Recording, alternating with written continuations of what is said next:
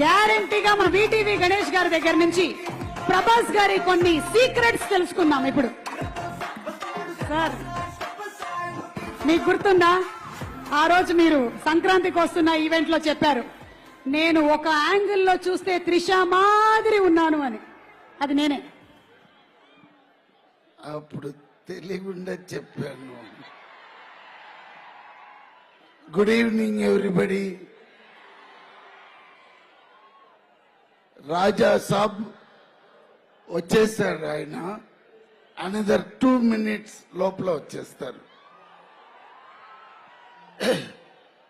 ఈ సినిమా గురించి చెప్పాలంటే ముందుగా నేను ఒక మనిషికి థ్యాంక్స్ చెప్పాలి. బికాస్ ఆయన నాకు పర్మిషన్ ఇవ్వలేదంటే ఈ స్టేజ్లో నేను ఇప్పుడు ఉండను. అది ఎవరంటే బీస్ట్ సినిమా తీసిన నెల్సన్ అండ్ తలపతి విజయ్ గారు.